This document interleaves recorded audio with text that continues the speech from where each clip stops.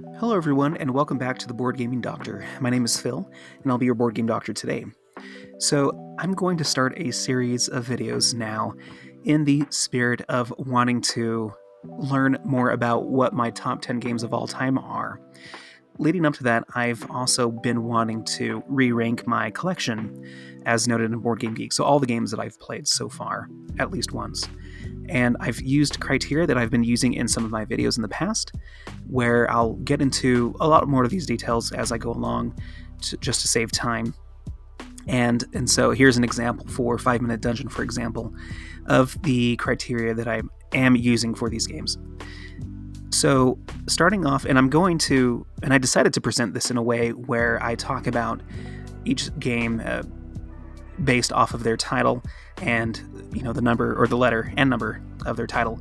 For example, here I've got 39 games that I've played with the either a number or the letter A, and so we're going to group all of these games into one category, rank them, and talk about my top 10 in this setting, and then do the same for all the letters.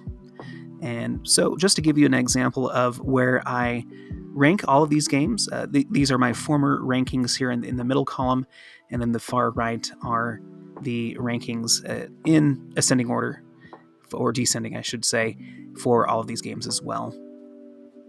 Nothing, as far as like surprising to me at least. Maybe it is to you. I'll leave it there at number 11. Ancient Knowledge just missed the top of the cream of the crop in this case.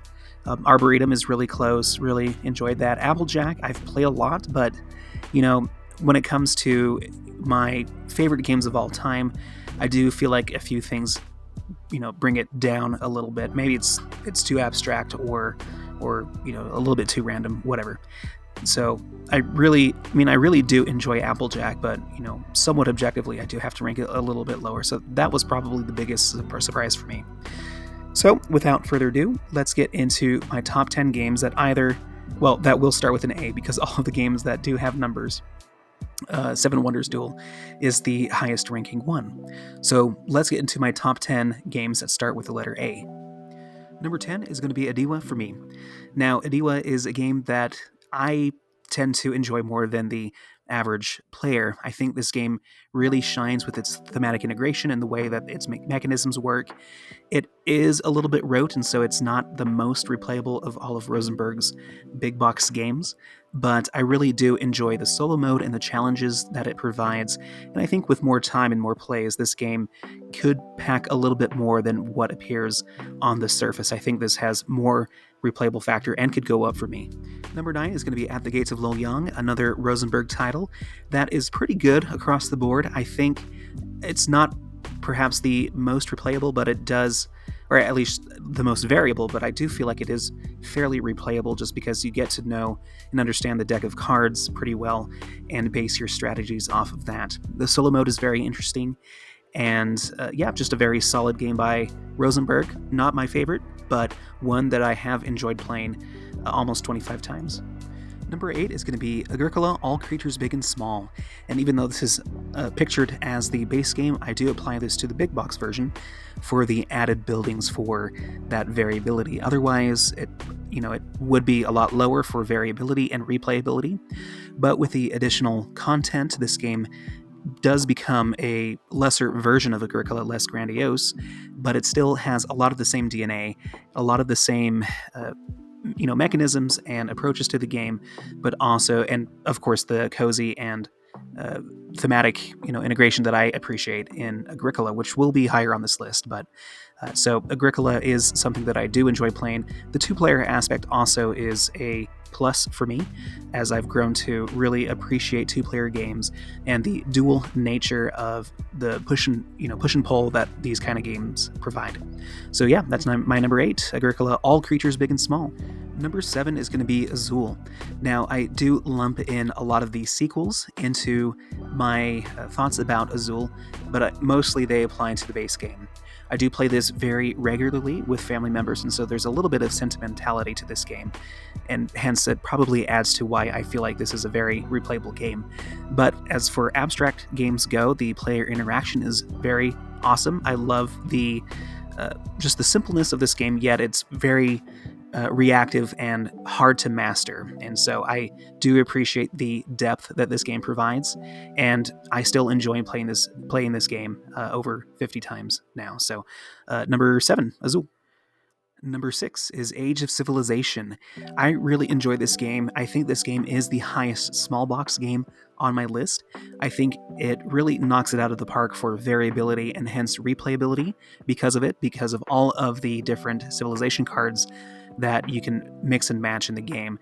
As you can see in the back of this picture here, it's a very small game, but it packs a lot of interesting decisions. It's not the strongest mechanically, but due to its size, but I think for what you get in the box and for its price, you could play this game over and over again, and I have for sure on Board Game Arena, and it still doesn't get old.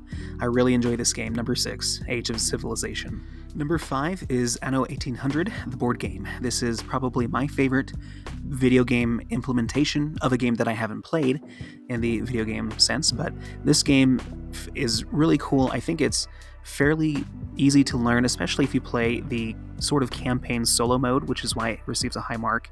And I think it captures the essence of the time period, but also the video game as well as could be in board game mechanisms through its theme. And so that really helps it out and makes it a game that I've really enjoyed playing. I have played it more than once. I've played it a few more times, so I'll change that. But I really look forward to wanting to play this game more. It is one that I wish was a little bit more, digitally available or easily playable for me, but it's one that I think about a lot and want to return to. And that's why it ranks so high. And that's number 5, Anno 1800. Number 4 is Age of Innovation, a Terra Mystica game. This is by far my favorite application of the Terra Mystica system, and I think it's because it combines the best of what I feel are of Terra Mystica with its static board and deterministic strategy, as well as Gaia Project with its flexibility. I think, of course, these systems of games have the highest skill ceiling among most games, if not all of them, and the variability due to the modularity of the factions that you can provide and as well as the technologies that you can build, make this game variable enough but also deterministic enough with the portions of Terra Mystica that make it so, with the different objectives and the different order that you're trying to build into, that much more interesting for me. And so maybe some people will be a lot more appreciative and knowledgeable of Terra Mystica and therefore would like it better. But Age of Innovation, I feel, is not as daunting to me for someone who hasn't put in the time and effort to really understand Terra Mystica. And so for me, this is a good entryway into the whole system because I think it's mechanically very sound, and I won't say perfected, but I think it has all the right things that appeal to me, at least, in a game that I had respected before.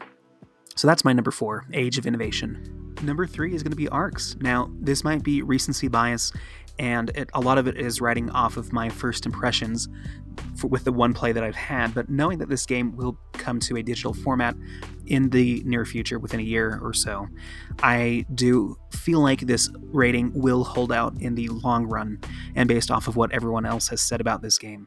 I think on paper, this game has ranked higher than, say, another game that I ranked higher last year, which was Civolution, which I'll talk about in a future video.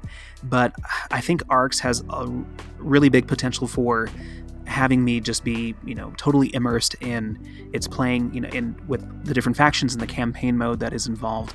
I really look forward to understanding Arcs a lot more. So as my notes say, this is probably really high on potential, but right now, as of now, it's my number 3 game with the letter A, Arcs. Number 2 is going to be Arc Nova. Now, Arc Nova perhaps is not the most perfect game. It is a very long game and harder to learn, but I think once you do get over that hump, it's fairly replayable and easy to jump back into because of how easy it is to, or I guess the ease of remembering what you're doing in this game is displayed very well with its mechanisms. It's very strategic. I think this game has a lot of replayability because of how strategic this game is, and the fact that it has been available on Board Game Arena, and now with the app that is being developed and in testing, I feel like the opportunity to play this game and understand it is very accessible to me and for all of those who prefer digital gaming. This game is one of those games that I have looked at videos and articles to get better at. It's something that I will play indefinitely, and I've already done so for 50 plus games. And it's just, there are a few points that make it not as, perfect for my favorite game of all time, but it's very darn close, and that's going to be Ark Nova. So, not to spoil the whole list, after I've gone through all the alphabet, but Agricola is probably going to be my number one game of all time, even then. So, this is, like I say, not the perfect game, of course. It has its flaws, but it's the perfect game for me. It is the game that introduced me to the wider reality of hobby board gaming, and it's the one that hit closest to me and is the bar that I set pretty much for all of the medium to heavier weight games that I try to rank, and where a lot of these criteria come from. It has, for me, the perfect amount of variability, replayability. It's very fun strategically. The player interaction is great because of how you play this at a higher level. Creates a lot of interaction to block out your opponents, and the timing of it as well, in my opinion, is very interactive and the right kind of interaction for me. The skill ceiling is off the roof, or however you say it, I guess. It is it is one of the most skillful games I've ever played, and it's just a staple for me now, and I don't think anything is going to beat it unless it is another Rosenberg game. So Agricola is my number one game, and that's where I will leave this video.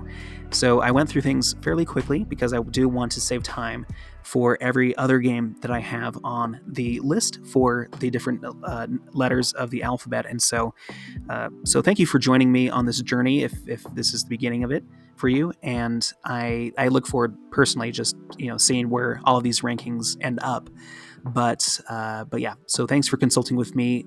Let me know if you feel similarly or differently in the comments below, and hope you schedule an appointment with me and catch you hopefully on the next episode. Thank you.